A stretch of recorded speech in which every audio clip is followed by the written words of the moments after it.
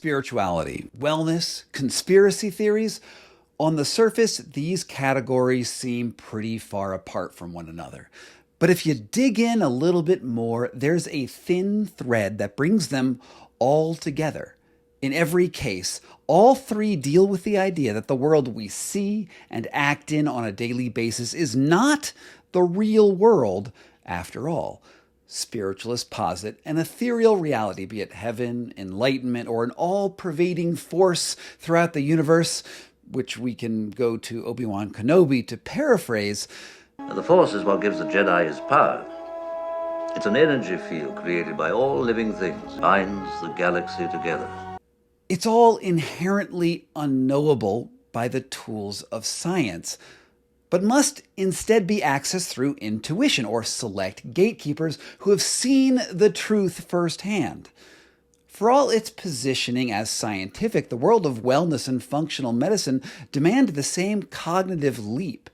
To truly understand human health, you need to be able to see beyond the data and intuit what the right answer is for your own health, often through supplementation or biohacking protocols, hormone balancing, etc. Just like spiritualists, often the route to truth is through these special gatekeepers.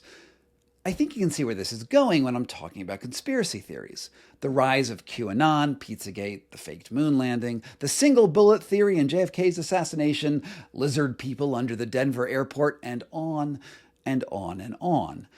These conspiracies don't need evidence. They need charismatic talking heads who promise they've seen the truth in the way that no one else has. And they empower you to look past the experts and trust your own intuition, to pick and choose what evidence counts and what needs to be willfully ignored.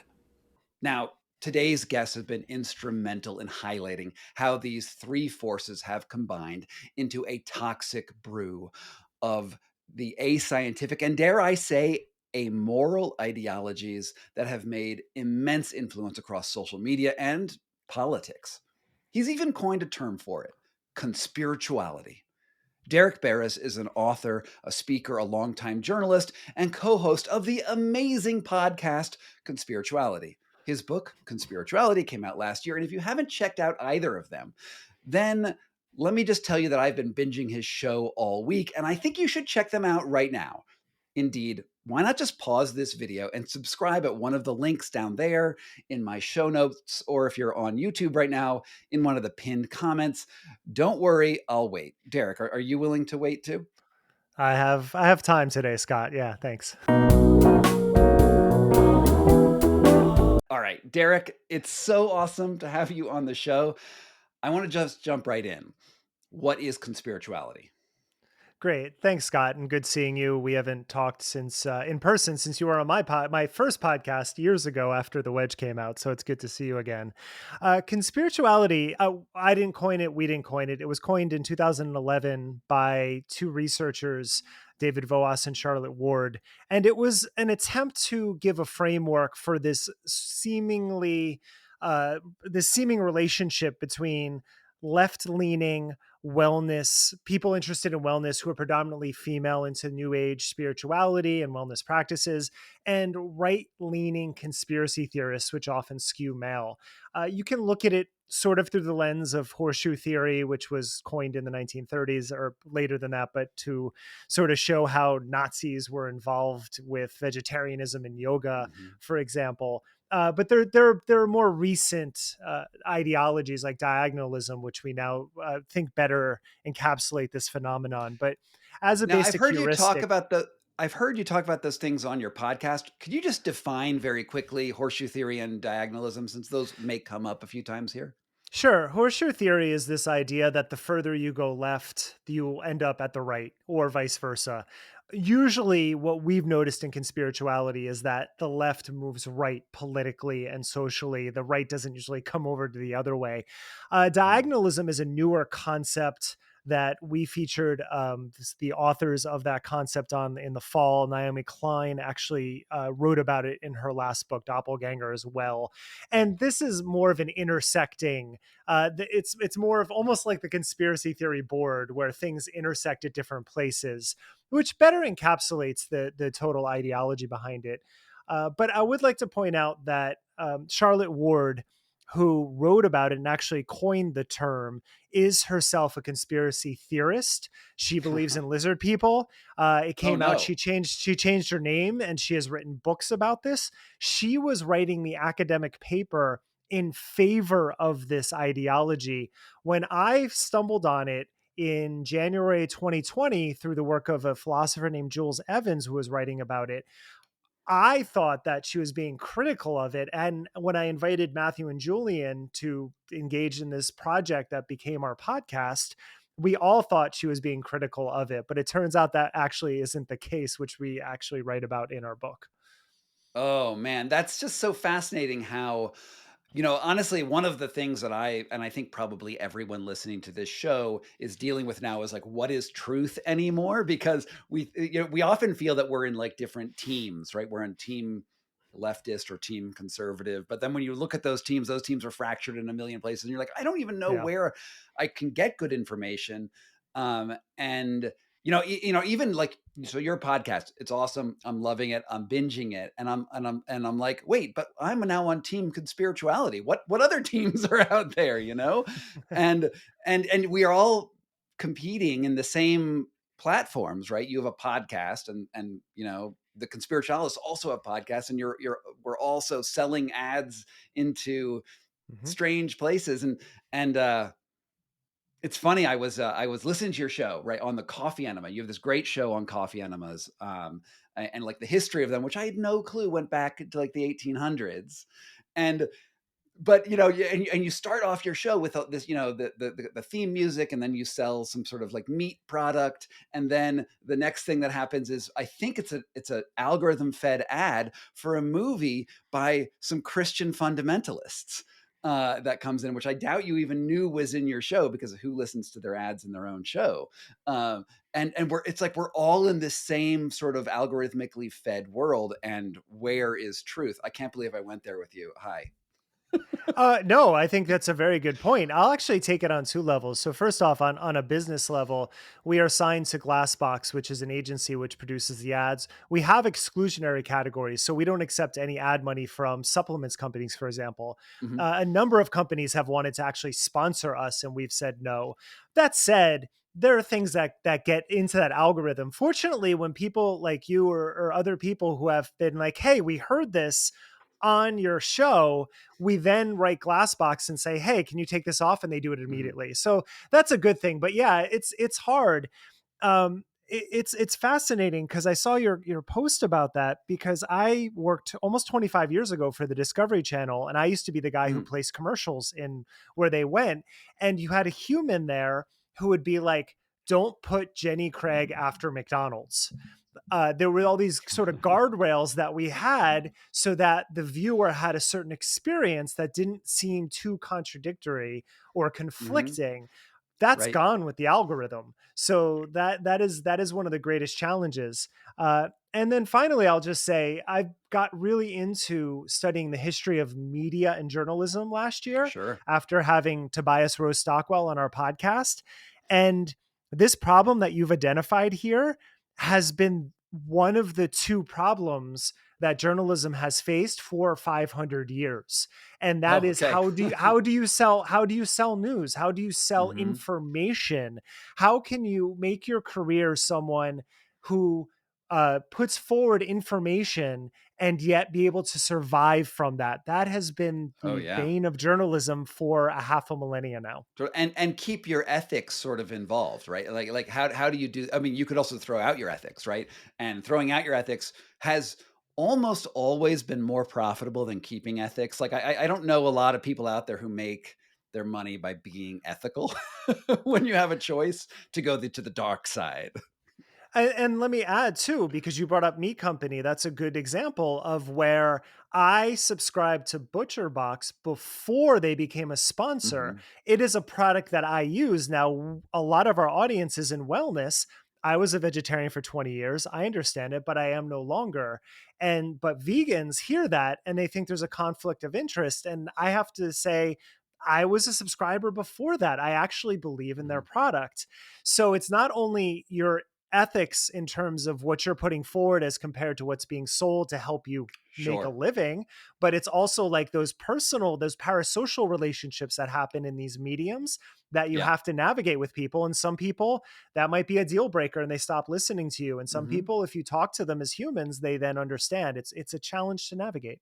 Totally. And I feel like we could have a whole conversation about the ethics of being online personas, but let's just put that off for a bit because I really want to delve into Mhm. conspirituality itself. And now, in your book, just to paraphrase, this is sort of in the beginning when you're sort of defining the scene. I'm going to just read you a section and maybe you can just, expand on it. In Mhm. its current form, and you're talking about conspirituality here, we see it as an online religion that fuses two faith claims. The first, the world is possessed by evil forces. And two, those who see these are clearly are called to foster in themselves and others a new spiritual paradigm. Well, from my perspective, it was three people who wrote the book, so we probably all have different perspectives on this. I have an undergraduate degree in religion. I'm fascinated by religion and spirituality. I am also an atheist. So for me, what's Mm, really compelling is narrative, because as someone who spends a lot of their time reading clinical studies and talking about science on the podcast, I know that story is more powerful than any clinical study. So, what kind of story captures you? And then, what kind of story do you then tell and take part in? And religion is just part of that storytelling mhm. tradition. And as it so happens, I think if you look at post Harappan civilization, so going back 8,000 years, when Wow, city you're going states to start, Harappa. All right, so I love it. when city states started to form, and all of a sudden you have to work with people Yeah, that you are not from your tribe, or you don't know their language, and you're starting to figure things out. One thing that seems to be pervasive throughout religious literature or literature in general is the idea that everyone likes to be the underdog. If you are mm, seen as the oppressed, that means you have a hero's journey to embark on. And sometimes that's really necessary and healthy, and sometimes it's really dangerous, yeah, especially when you have all of these white Christians in America saying that they're the oppressed group all of a sudden, which is just insane. But right, people still like to embody that feeling of fighting Goliath, even when they are Goliath. So, what happens right. in these wellness spaces, and you can look back 200 years for this, but we'll look at it a little more modern since like the 90s, and you have like Ken Wilber and the theory of everything, like, or even Aldous Huxley and the perennial philosophy. There's been this drive to like fuse all of the world's faiths and religions, and then try to find some master teachings from them. And Hmm. that is part of that spiritual paradigm that in that excerpt that you wrote about, you cited, because people like to feel like they're part of that story.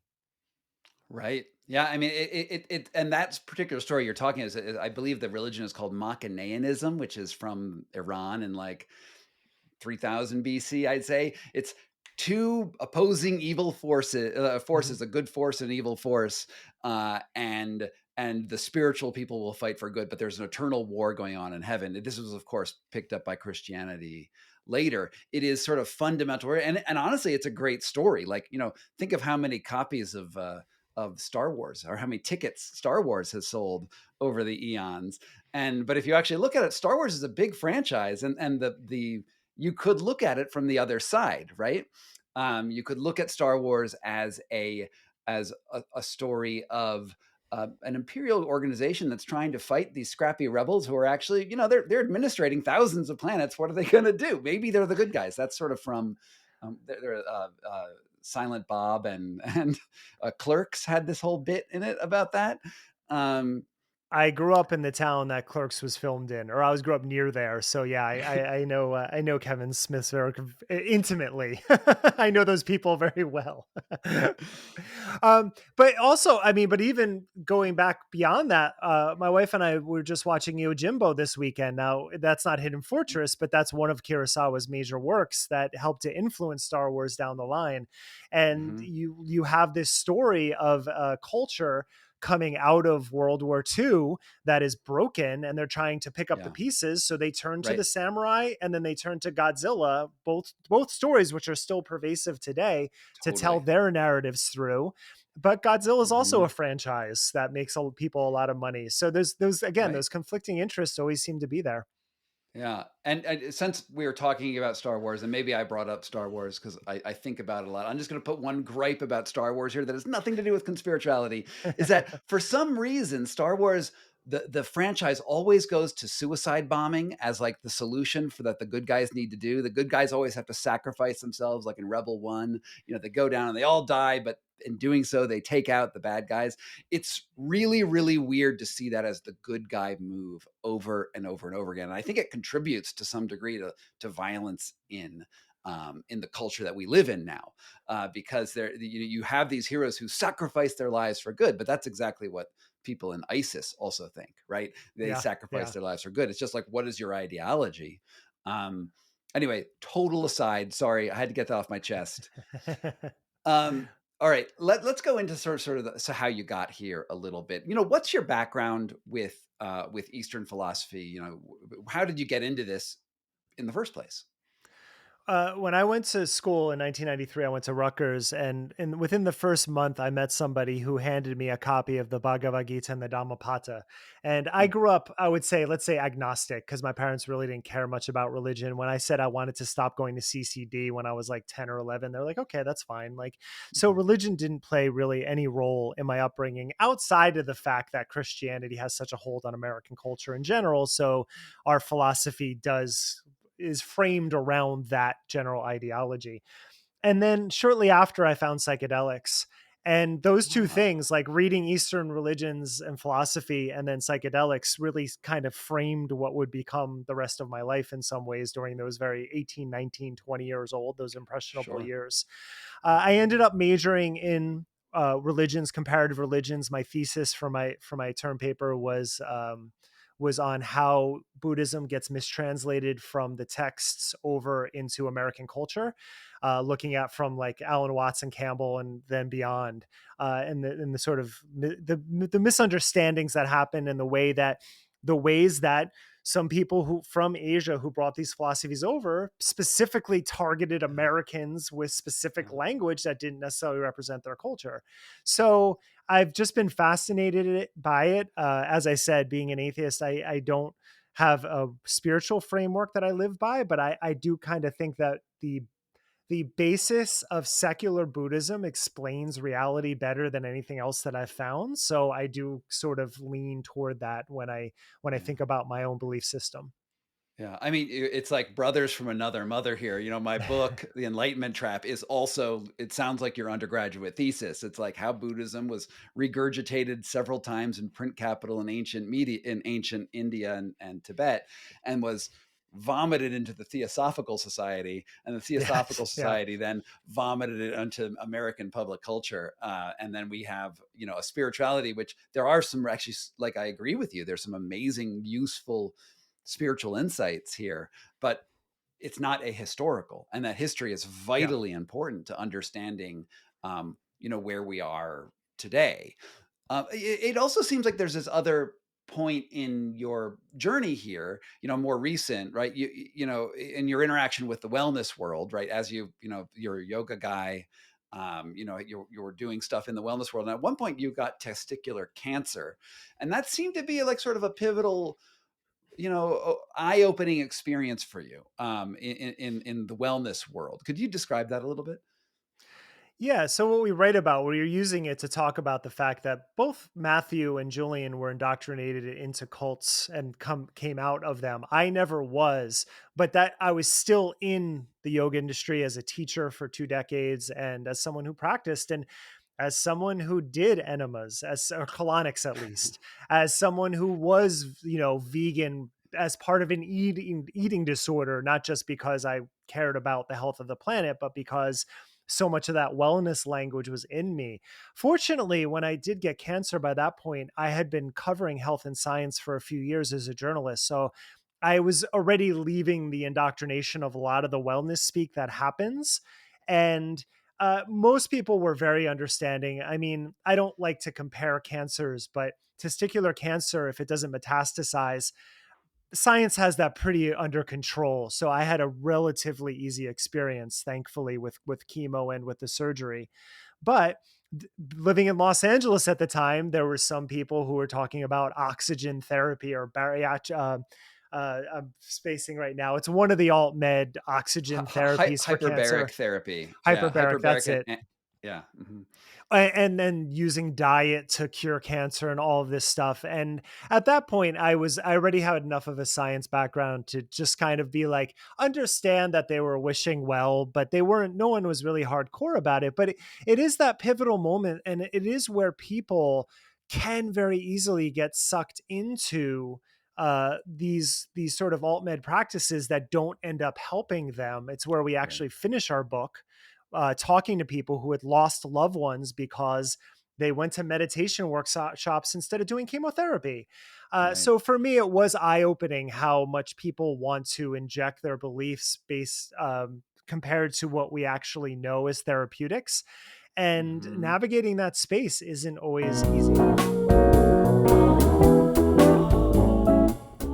Oh my God, guys, thank you for being here. This is the very quick note from our sponsors. That is you. I want you to know that I have, I support this channel through ads on my YouTube, but also through Patreon. And I have this amazing community, people, and it's growing really, really fast. And I really want you to be over there to get early access to the videos that I put out. And more importantly, it just helps me keep on putting this information out there. Putting a show like this together is, well, it's not only hard work, it's legally fraught. I need to get insurance and there's lawyers involved and there's all this stuff happening behind the scenes. And if you support this sort of stuff that I'm doing on this channel, please go check it out on Patreon. Please subscribe to my Substack newsletter. It's down there below. Check out my books, whatever you need to do, or just, like and comment, and don't say something mean down there because lately I've been getting a lot of mean things said. Anyway, forget all that. Let's go right back into the interview. Thanks for being here. Yeah, let's talk about what navigating that space is, because I feel this tension all the time, right? So I have one part of my brain is like science studies, let's go into it. On the other side is like, well, the placebo effect is fascinating. And it seems like we can modulate stuff and there's scientific understanding behind it. And to me, it seems like there's actually two different overarching medical paradigms going on here, right? On one hand, we have the Western model, which is point source specific, like the bacteria is proliferating and that causes infections, or cancer cells proliferate and it's not being held in place by the body correctly, and that happens. And you have these very specific things. The wellness side, in scientific medicine, the general idea, and this is super dumbed down, is that if you can cut off that source of that species of bacteria or that cancer cell, you can stop the disease, which is actually different than the source. So it's not the cell that's the matter, the disease or the symptoms collected together. In the wellness world, the idea is different, right? It's like, well, if we, for lack of a better word, make our vitality better, like get our overall health better, then disease will have a harder time establishing itself and you'll be good. And I think that to some degree, we all sort of agree with that. Like we all think that exercise is good. We think that taking care of yourself is good. And that's that's vital to being a human. But at some point it goes from chronic to critical, and then you should definitely go the Western medicine route. How do we reconcile these two paradigms? Because I do believe that both sides of this conversation are valuable and have insights that the other side isn't really looking at very well. Yeah, I'll push back a little on the sides thing, just because I think that you said it was a dumbed down version of the Western system, but that in emergency medicine is true. But a lot of medical doctors think about lifestyle and they think about those aspects of staying healthy. Like I remember talking to someone a few months ago just online. I didn't know them, but they were a listener, where they said doctors never ask about diet or this or that.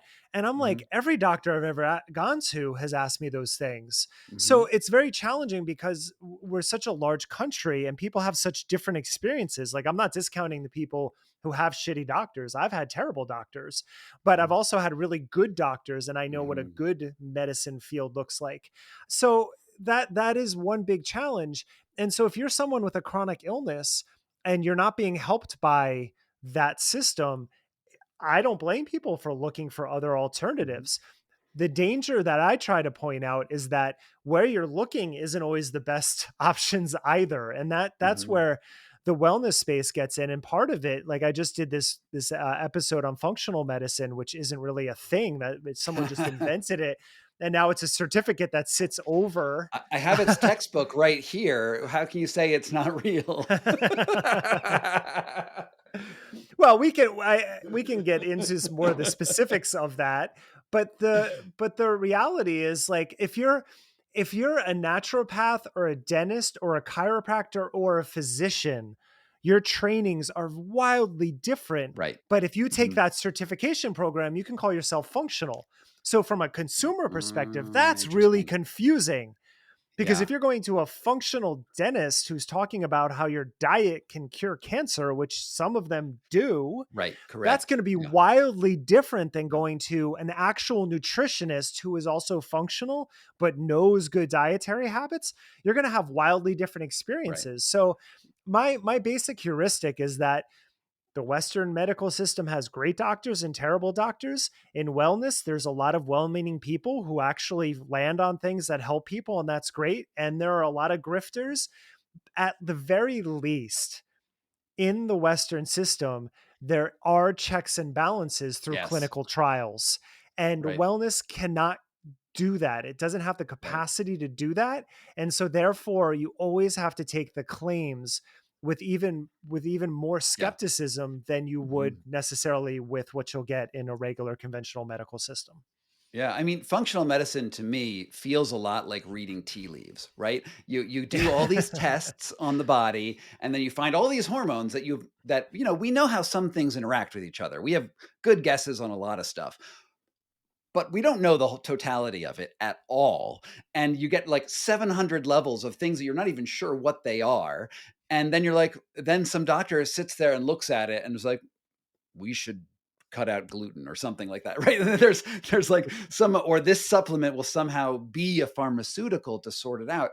And you sort of have to trust the genius of that functional medicine doctor and their claims, if it's going to work. And I don't think it usually does. I mean, maybe sometimes it does, but like how you get to like reality and the actual fixing of things, it's really, really tough. And it's a constant conversation in medicine, even among great doctors in medicine. Yeah, and to be fair, like some people push back on me. We get a lot of pushback, and that's Mhm, fine because some people were like, "Hey, I have clients who've been helped through this functional system." I mhm, believe them. I think mhm. absolutely that's possible. But I also had, I think, more people DM me being like, "I spent this much money over this many years and nothing positive came out of it with functional medicine. All they did was order more tests and get me on Mhm. more supplements." I went to a homeopathist back when I was trying to figure out what was wrong with my anxiety disorder. And like the expense that was associated with that, where nothing worked. And when it Right. didn't work, he was just like, oh, well. And it's like, Mhm. that we should think that's okay, but what medical doctors Right. do isn't Yeah. like that to me. Just Yeah. I don't think people are looking with a clear lens when they make those sorts of assumptions. Yeah, and the question of like accountability as you raise is so important. Is that like there are tons of problems in big pharma, right? Like big money, opioid crisis, lots of stuff going on in big pharma, faked data. Like there's stuff that's wrong with it. But there's also this called mechanism of transparency around it, where if you dig hard, you can actually find some of those problems. Like you can actually, look at the data, and there's this ethic of sharing information that does check some of that power. There's a guy I'm interviewing next is David, who has been looking at papers by the Mayo Clinic where they faked cancer results, and that's terrible that they faked cancer results. It doesn't mean that the Mayo Clinic is full of evil people. There could be evil people at the Mayo Clinic. I don't know, but there's now a conversation going on about data in the functional medicine world, in the wellness world. You don't have that mechanism, for a number of reasons. And one of the reasons in their favor is that they don't have as much money. They still have billions of dollars, but they don't have as much money to run gold standard clinical trials that you would with like a a typical drug from Pfizer or whatever. Like, and yeah, I don't know how it all washes out, but it is to think that on one level, medicine from big pharma is a business, and then not use that same lens to look at wellness and acknowledge that it's a business. That's a real problem. It's one that you're doing a great job in Conspirituality and on your social media feeds of raising, and you've really made me think about this in a more complex way, which I appreciate. Oh, thank you. And I'll just say it is challenging. I think you talked earlier about sort of binaries or these sides mhm, that exist, and I never really reduce it to sure. that. I mean, on social media it'll appear like that because it's a small window that you get into it. When we have a 2-hour podcast, we unpack things in a lot greater Correct. detail. Mhm. But the number one response I get when I post about my criticisms of wellness is people will be like, "What about pharma?" I'm like, Yeah, my book before this last one was criticizing psychiatry and pharmaceutical practices totally. and some of the money there. Like, I don't have the time in every single post to be like, and in pharma, that's not how the mechanism of social media Right. works. Yeah. It's not like I'm a fan of it for getting through cancer relatively easily. I'm not a fan of for-profit healthcare in Right. general. Right. Yeah. And like, this is probably one of the reasons why now you're more active on Threads, or at least that's where I see you now, is like you get, instead of 140 characters, now you get like 240. So you can be 100 more characters nuanced.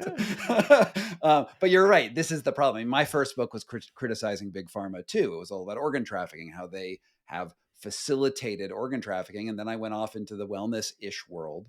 And I just want to say that it's just really careful. It's really difficult to straddle the line and looking and trying to say, look, it's not, you're right. It's not two sides, but it is, it's just, it's hard to be nuanced and complex in a world of social media, where if you just shout louder and say, ayahuasca will cure your anxiety, that will get you more influence, especially if you wear a robe and get to have sex with hot women. Like that is the message that we want on social media. But there's this other thing that you said in a recent tweet, and I love that you put this out, is that in the wellness world, we talk about all of the ingredients that you might, supplements you might want to take, the biohacking protocols, and if you just did all these things, you'd get better. But what about affluence and the social determinants of health, which is even more important, right? Like what are the social determinants of health?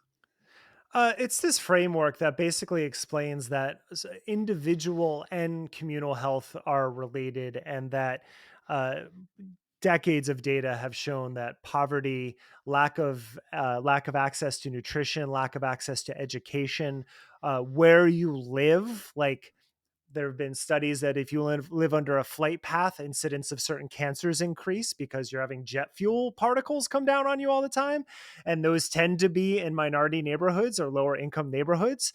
All of those things factor into individual health. Now, part of that connection, where we talked about with conspirituality, where left leans right politically and socially, is the bootstraps mentality. It's this obsessive focus with individualism and this idea that if your individual immune system is healthy and you do these things, Mm-hmm. then you will always be healthy. And that's not true. Like, we're trading bacteria all of the time in any social circumstance. And all of those factors are as important to health, as well as genetics in your family lineage, as any of the practices. I would say, I would argue, more important, and the data does support that. And so with affluence, like, the big supplements companies, like take Athletic Greens or AG1 for example, if it costs like $80 a month for a powdered drink on top of all of your other calories, like, most people can't afford that. That Right. is targeted towards a very specific audience that can afford it. And when you tell them, oh, well, other people aren't in your situation, people get very defensive. And I see that over and over again. But the social determinants of health, I think, are one of the most important frameworks for health in general. Hmm. And it is antithetical to the messaging in the wellness industry, because you cannot make money by saying, I'm going to support these charities that help out these areas to try to get everyone on the same page. That's not how it works. So they have to rely on this individual immune system argument in order to sell products and services. Yeah. It sort of reminds me of Bhagwan Rajneesh Osho, the berobed cult leader who you might have seen in Wild Wild Country if you're not familiar with Osho. So he had this famously a fleet of Bentleys that he had, and it was your typical sex culty stuff happens with him. But one of the things that Osho said is that, well, you can't really get to spiritual perfection until you already have money that you can give to me. Right. He made the social determinants of health, or in his case, spirituality, the baseline for which you should join his group. Because if you're poor, why are you even here, man? But It's sort of a how. great, and now I live in Portland, so I live not too far from his compound. But Mhm, what's amazing about him is he is an example of someone who was basically run out of India and mhm, landed in America, the the prosperity gospel, and then mhm. added that into the Indian philosophy idea. And basically, until he was literally run out of the US, and I think like 30 some countries wouldn't accept him. But people still look at him as if he had good things to say. And it's pretty absurd. But he is a classic example of someone who took that prosperity gospel and just ran with it. Yeah, and the prosperity gospel for people who aren't aware of it, it's the idea that that God will show you His favor by giving you wealth, right? It's the wealthy are have the keys to heaven, which is sort of not very Christian, but it is a very Christian megachurch message that's out Mhm. there, and I've done a bunch on it over the years.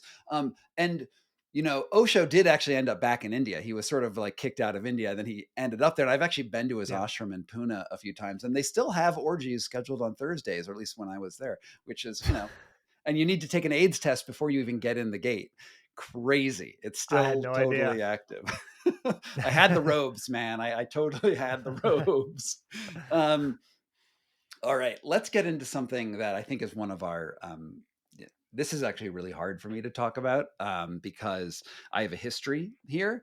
Um, let's talk about Andrew Huberman for a second. The biggest health influencer in the world, a guy that I wrote a whole chapter about in The Wedge. And I met him before he got famous, and I hung out with him quite a bit. And I don't really hang out with him very much because I didn't see where his story was going. He is now, the king of podcasting, and legitimately has really good credentials. Like, he's a professor at Stanford. He got that, through the normal way, an expert in the optic nerve, a very fit guy, covered in tattoos, does like MMA fighting, like impressive person, but he's also come under a lot of fire recently for maybe speaking beyond his knowledge base. And and let's just start here. What do you see how has Andrew Huberman played into this conspirituality world that we're living in at the moment? Well, I, like you, listened to Huberman years ago, or when he started, and was very interested by a guy talking for 3 hours at a camera and citing dozens of studies, and it was fascinating. I kind of couldn't believe how popular that was, but he hit a nerve, and that was great. And so I did tune in, and then about a year ago, he what I noticed was that on his podcast, he's very buttoned up, very straight laced, very presenting the data, some level of humility that I had noticed earlier on. I don't see as much of it now. And but then he would go on other people's podcasts, and then he would just Mhm. start riffing. And anytime he started riffing, I was like, this is very much like the influencers that we cover. So the first example that I saw was when he went on this podcast and said, you can find sunscreen molecules 10 years in neurons after application. And and I don't wear sunscreen because of that. So first of all, if you don't wear sunscreen, like, just don't, like, that's just horrible. But besides that, he, like, a cosmetic chemist who I ended up becoming friends with, Michelle Wong, was just posting about this, being like, I'm a chemist, and how would you even test for molecules in the brain 10 years after application, considering all of the other chemicals you're going to come across over a 10-year period? And Mm-hmm. Huberman never replied. Months later, he said it again. He doubled down on that statement. And then I noticed that pattern more and more. He would talk about the Jawzerciser, which is this piece of plastic you chew on to make your jaw stronger. Now, he was citing a book called Jaws. I read Daniel Lieberman's book that talks about this Right. from like 8 years ago, which is fantastic. And so there's some truth there, but the way he was saying it was just like these little girls started changing their what they eat, and then they became more model-esque. And I was like, why are you talking about little girls becoming model-esque? That was weird when you're talking about like jaw structure. And he Yeah. was with four other guys just riffing on this.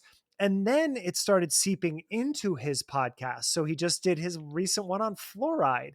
And so then I find dentists and I find people, more chemists online being like, wait a second, none of this is true. Like the toxic dose level, you would have to drink like 700 liters of water in a day to hit a toxic dose of fluoride, but you're presented it. And then he has functional dentists on who are just saying Right. this really crazy stuff.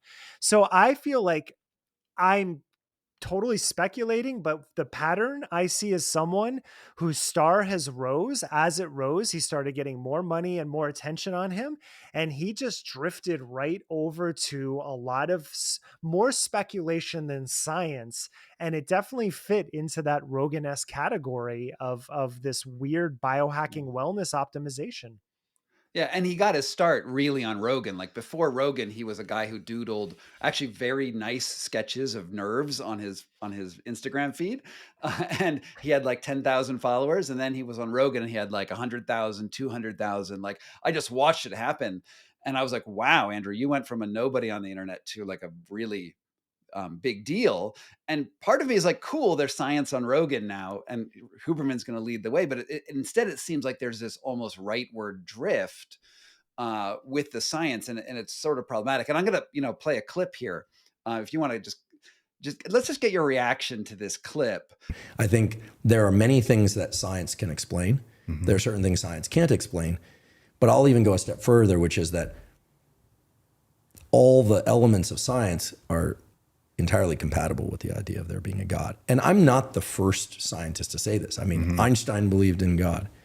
Carl Jung, one of the greatest psychologists ever, clearly believed in God. There are many atheist scientists. There are agnostic scientists who are just kind of like unsure, right? And, for me, I'm in absolute awe of biology. The thing about this clip, which really gets me, is that Huberman is now on a podcast by Cameron Haynes, which is he's like a bow hunter. Maybe he's like a Navy SEAL, because they're all Navy SEALs, right? And it's him talking about God. And if you look on the table right in front of him, he has this Black Rifle coffee cup, which is a dog whistle in the sort of right-leaning world, because that's the coffee brand that was somehow connected or endorsed, or so there's some connection with Kyle Rittenhouse, who is the guy who shot two people during the riots in Minneapolis. Like it's fascinating to me that a neuroscientist, very consciously is doing this, right? He knows he's in the room, right? He's in the room, and there's probably like an AR-15 on a wall somewhere here.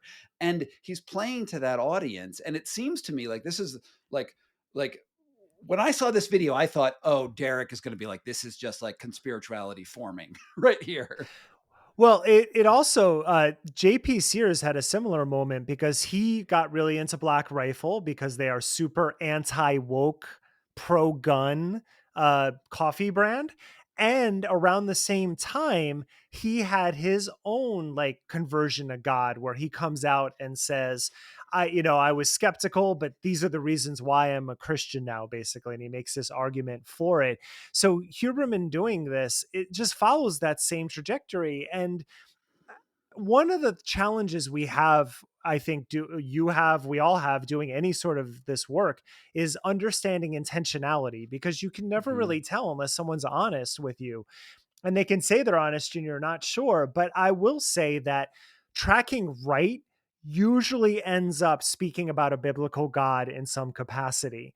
So if your audience capture leans that way, it makes sense that eventually you land on the biblical God. Russell Brand also had that sort of moment when he recently last year, when he was going through all that stuff, he starts leaning into the idea, the representation of Jesus he talks about and how much it means to him. So after coming out of the yoga, he moves more towards Christianity. And again, you can never tell intentionality, but this pattern now, this is the third person in a year I've seen, two with Black Rifle coffee cups. So I would not think it's a mistake. And it's what shocks me about this is to some degree because I knew him before he was famous, right? And which is often what happens in my life. I meet people and then they blow up. I'm like, whoa, you've changed. And one thing that he never talks about is his position on vaccines. Like it just Yes. doesn't come up anywhere specifically because as a scientist who has, he's a neuroscientist, but I'm sure he has some medical understanding. You can't really be against vaccines because the mechanisms are understood. But he knows that saying anything about them would be bad. So he never talks about vaccines. And I've had him on the phone and we've talked about this and he's like, yeah, I won't touch it. And another thing is that I'm sure he doesn't talk about, I haven't listened to every one of his podcasts, but his mentor at Stanford, I believe, was a very well-known neuroscientist who was trans. And he really liked this neuroscientist. And I don't know their name, but we had long conversations about that. And I will bet you, and he loved this person, right? But he never, I doubt he ever talks about his trans professor on his podcast because these are hot button issues. And the last thing that sort of gets me here is that he also has told me that he never talks to journalists. He doesn't want to talk to journalists because he doesn't think that fact checking is right. He'll only talk to influencers, which to me is an enormous red flag because you don't want people because, fact checking is not like, a bad thing. Fact checking is a good thing. And I learned that as a journalist when I wrote some stuff and my fact checker caught my errors, was like, Scott, you're bad. And it doesn't feel good to be caught out on your errors, but it's good when it comes out in the world. And I don't know. I think that Andrew Huberman story is far from over. I think that I don't quite understand why he needs to capture more audience. Like when you're making, I assume, millions of dollars on his episodes, I don't understand why you need to get more. It's probably, we should ask him about this. It's probably a dopamine problem. The more molecule he has too much dopamine money reaction, and he should stifle that just a little bit. I also don't understand like people's hesitance around fact checking, or even if they understand what it is. I just submitted a story to Mother Jones, and it was 1,100 words. And in the fact checking process, there were 47 annotations that I had to account for, and then go back and forth with them, and it required 3 rewrites. Like that is not an easy process. People who want to just put out content don't have the time for that, but that's True. actually what journalism entails, and they are on every word. I also just have a piece coming out next week with Teen Vogue, and there was about 7 different places in a 1,000-word article where we had to go back and get the proper citations lined up. And sadly, like that type of journalism is really hard to find these days. It's not often that I encounter editors who will go that hard at what I write. And I, as someone who does this for a living, I really appreciate that. So it saddens me. And, one practice that I have, and I do this often on the podcast, is I look at the wellness website with the marketing claims, and very often they'll link to studies. So I go ahead and I read the studies. You would not believe how many times they will post studies that contradict what they're claiming on their site. And I have identified that with Huberman. So people are like, but he posts all the links. And I'm always like, well, did you read them? Because I do. And so he makes these claims about supplements. I go and I read the research, and they're in vitro, they're in vivo, they're in animal studies, they're in small 12-person studies. Like that is not science. That's like the beginnings of the scientific process. But he feels comfortable for some reason extrapolating from these in vivo studies and being like, yeah, I'm going to sell this to you. And that's a big red flag. Well, I mean, just to clarify here, it is science, right? In vivo studies, in vitro studies is science. It happens in labs, but it's not conclusive. At the end of all those papers you're reading, it says requires more research to make any statements of any facts. And this was really critical in his very famous podcast on brown fat, and I know something about brown fat, and Yeah. I was into cold plunges before Huberman was, and his understanding of it seems very suspect. And he had Susanna Soberg on recently, who has a PhD out of Denmark, and but has no appointment anywhere. Her credentials are she sells a course to let you do better cold plunging. That's where she makes her money. So automatically, big red flag conflict of interest here. And if you actually read her studies, the claims she makes in those studies are far more modest than the claims that are made in public. Yeah. It's like, oh, there's some interesting stuff that happens in cold with brown fat, but we're not sure what. And then she'll sell a course that you can go meet her in wherever, Canada, and you'll be $3,000 for a weekend with her. That's not typically how I think of science working. Like, I usually think of scientists as working in, I don't know, a laboratory or university versus a marketing a video course. It's weird, and Huberman sort of extrapolates early, right? He wants a conclusion Yeah. off what 10 rats did, and incidentally, rats aren't, they're not really human. All right. Well, and we'll leave it with those Huberman though. But if anyone is skeptical or a big fan, I would say look at a Huberman compared to a Peter Attia, and they've actually been on each other's podcasts. When I watch Attia, he will constantly be like, you know what? I used to do this and now the data shows something else. So now I do this. You know what? This is speculation, but I do this because I think it might do this and it's not negatively affecting me. Here's this. And I'm telling you right now, I don't have any affiliation with those. Whereas you go to Huberman, and he's talking about fluoridated water and how he purifies all of his water. And oh, right now I'm drinking this yerba mate that's made with purified water. Yum, puts it down, doesn't tell you he's now the owner of that company. Yes. And so if you need those sorts of red flags, Huberman, they're all over. Whereas I might not agree with all the protocols that a Peter Attia does per se, but I can actually listen to him and learn something and be like, at least he's being honest about where he's coming up and landing on, with the understanding that those things also may change, and he will be honest about that. Yeah, I appreciate that. And like, I wish there was a way to know who was the right person to listen to and who is not, but it doesn't seem to be a way to be like, oh, okay, here's good and here's bad. Like, we don't have that issue. And I'm very impressed that you have the time to listen to so many different podcasts, because I only listen when I'm on my bike ride. It's my sacred time. I have 3 hours a day. I can get into this stuff sometimes. And lately it's all been yours. All right, let's shift gears just a little bit. Mm-hmm. In a recent episode of Conspirituality, you talked about the history of coffee enemas, and it was surprisingly deep. And I want to dig into that fertile ground, that loam of soil. Where do they come from? And if you can, who is Max Gerson?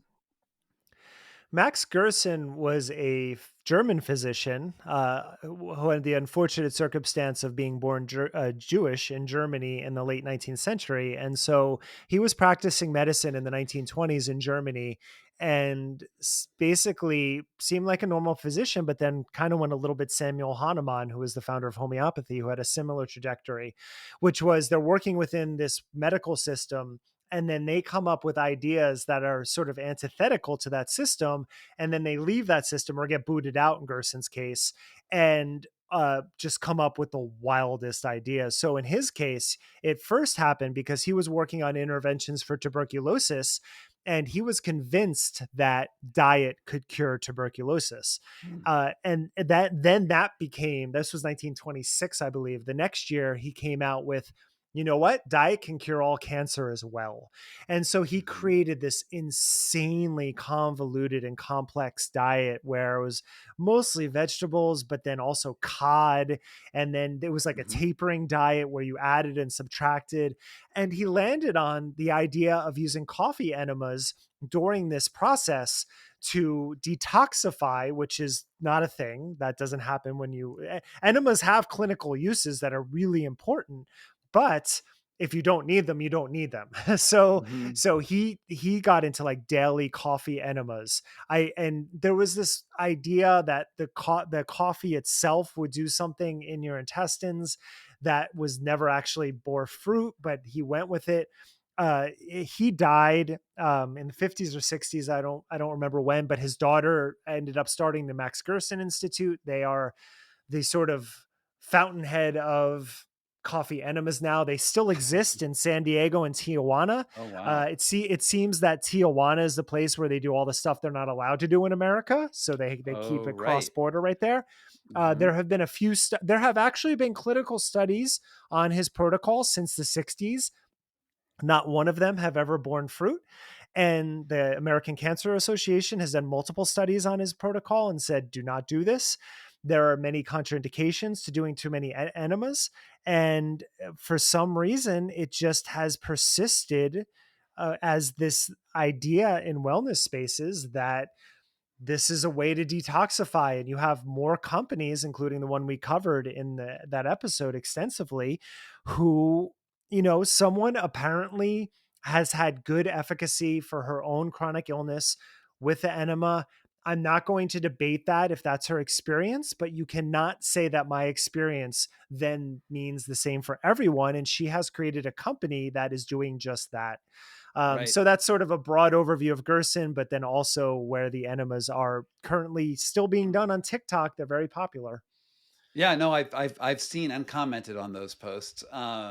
The Yeah, it's a weird thing because my I have family members who were having trouble conceiving, and they were told coffee enemas would get them to conception, and they did that for, I think it was like 8 enemas or something like that with coffee, and it didn't help the conception. Eventually, it did happen through IVF, but it was still a long process with IVF. And one thing that's interesting to me is how, looking back into the 20s and 30s in American medicine, global Western medicine, you had these waves of things that come up. Incidentally, ice bathing is also a thing that is cresting a wave at that point.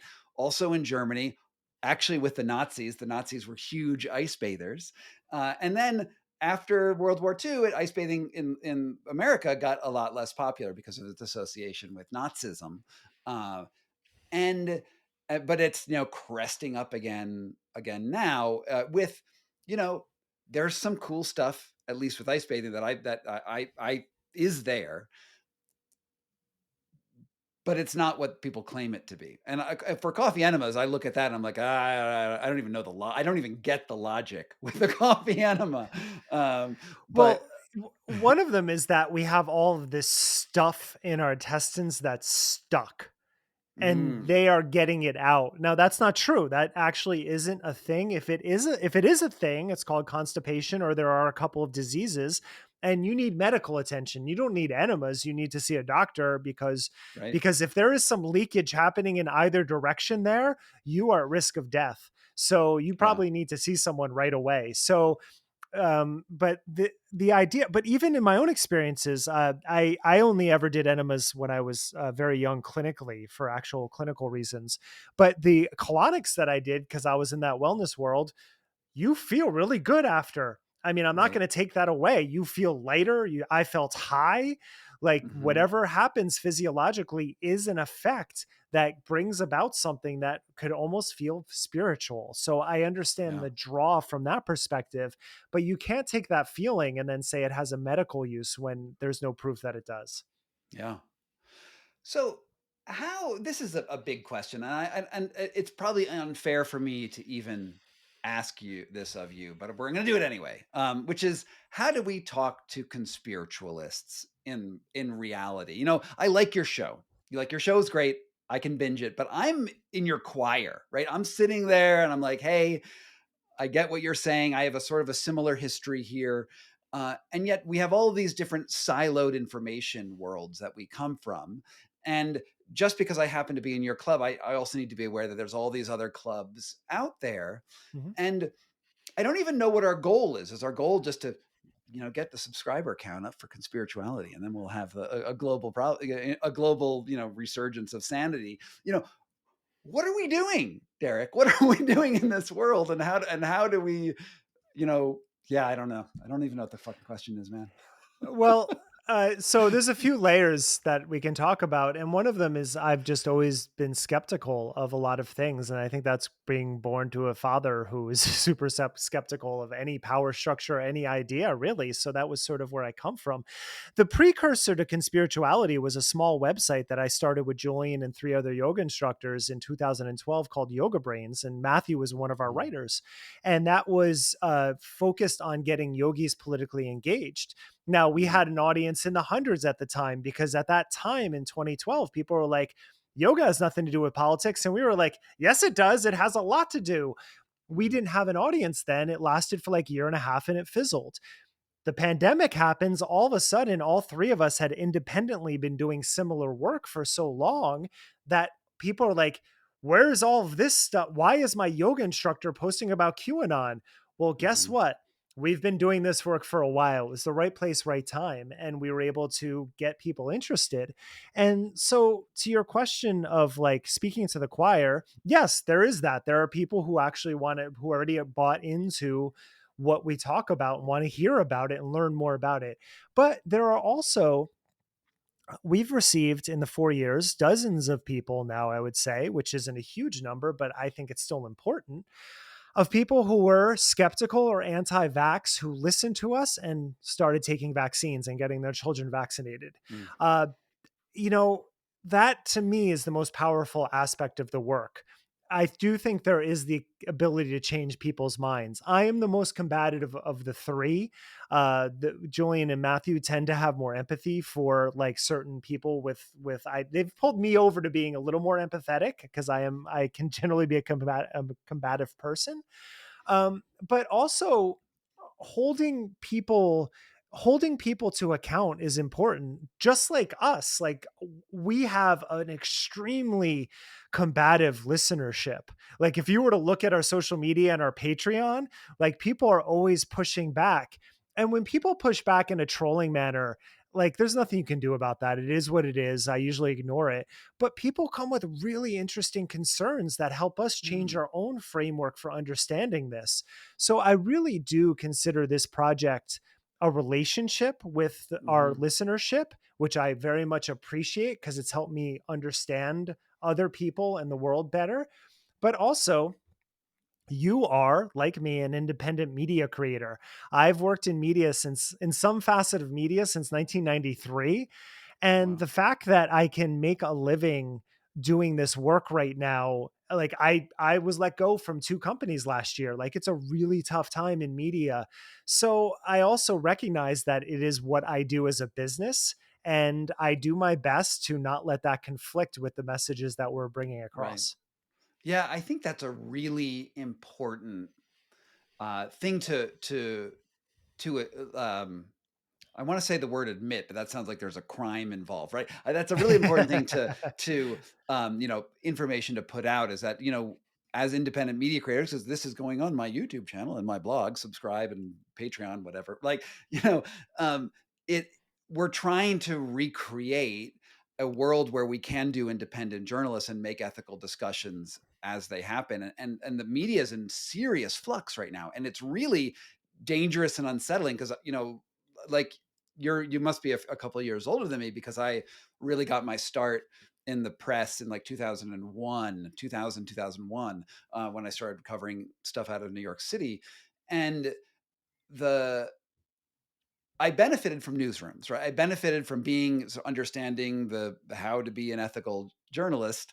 And then the internet sort of destroyed a lot of the and not destroyed, but it sort of like coalesced things into just a few players that have the power. Like New York Times has a lot of power right now, and all the local papers have died. And there's flows of capital that we could talk about in other directions. But basically, we're witnessing an enormous transition, and it's going to be people like us, and hopefully people who have more influence than us, who can try to talk sanity. But I don't think it's going to be very easy, because not being able to rely, like, the New York Times was really important for a long time because it had so many resources. It could put legal defenses up, it could fact check, and all of that was like 3% of its total. And then they had these the Schollenbergs got super rich on the rest, but we don't have that margin anymore. And, I just put my original piece. So I just did this piece about deaths in the Wim Hof method. And, I've tracked 31 deaths, and it's really hard for me to get this information out into the world. And I actually went to all of the mainstream media first. I was like, I don't want to put this on my channels because there's legal concerns and and I want to reach a big audience at first. And I went to everyone, and I talked to all the editors I used to talk to, and they all know I'm a good journalist. And they were all didn't want to touch it. Eventually it got picked up by a huge magazine that I don't think I can name contractually, but you've seen them, and went through all the fact checking, all the citations, and this is accurate. This is all good. We have it all checked out. And then they were like, but we're not going to run it on the day before they were going to hit publish because they were afraid of getting sued in the Netherlands. And I was like, in the Netherlands? What? Fucking First Amendment, man, wave my flag here. I'm fine. And they're like, nope, don't want to get sued in the Netherlands. And then I was like, oh man. And which is why that's what propelled me over into this space, is I was like, there's no even way, because those media players are not stepping up to the responsibilities they once had. Yeah. So that requires a lot of investment on legal. I've probably spent $10,000-$20,000 getting all the insurance and all the legal stuff legit so that I can do my journalism now. Yeah, I'm 48. I started in 1993 as a freshman in college, to be clear. But during college, I wrote for all the school newspapers at Rutgers. But I also was a stringer for the Home News Tribune and the Star Ledger, which are now just under one umbrella as NewJersey.com. Right. But yeah, I started my first two jobs out of college were at two regional papers, one in Monroe, New Jersey, one in Princeton, New Jersey. I lived through the transition to the internet and watched how journalism just basically went through a transition similar to now, but it seems even more challenging at this moment. It's why a big part of my career was as a DJ and as a yoga instructor, because making a living writing is extremely challenging. Plus, Derek, those were interest in me. Derek, you're telling me that you support yourself by DJing right now? No, I did for about 15 years. Yeah. I was like, God damn it, we're screwed. No, I mean, I do this as my main income right now, but I have a few different content creations that I'm working for small companies. So it's you just cobble together how you can. Mm-hmm. Yeah. Well, I mean, keep doing what you're doing. I was funny. I told my literary agent that I was talking with you before this podcast, and she wrote to me, "That's amazing. I love his show. I just tell him to keep doing what he's doing." Well, thank you. That's very sweet. And go after Huberman for vague science. She also said that. So. I will keep on Huberman. I mean, the thing is, it's really egregious, and he has really followed a path that I think is dangerous because at least be honest, like I said. And because someone has a degree and throws up a bunch of links on a webpage, that just doesn't mean you can automatically hand over trust, just like you can't do with me. Like, you can check all of my sources too. And where I made an error on Monday's bonus and someone pointed it out, I issued a retraction. I cleaned it up. I took it out of the episode. That's what you do as a journalist and as someone who cares about this work. And I very rarely see that with people like him, which is really a big red flag. Yeah, totally agree. Derek, I just want to say thank you for being on the show. It's always a pleasure to talk to you, and I hope the audience, digs this. I think this interview was really good. So you guys who are watching, share this episode with somebody, and as I said before, go subscribe to Conspirituality and go listen to it on your next long bike ride, or I don't know where you listen. Maybe you drive. Listen to it while you're driving or pooping. I don't care. While you're getting a colonic, I want you to go watch the Conspirituality podcast. And yeah, this was great. And I'll be following you on Threads, which is where you do your best short work. All right. Thank you. Thanks, Scott. Thank you, Scott. It's great seeing you.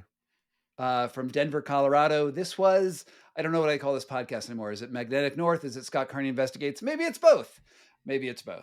Thanks, everyone.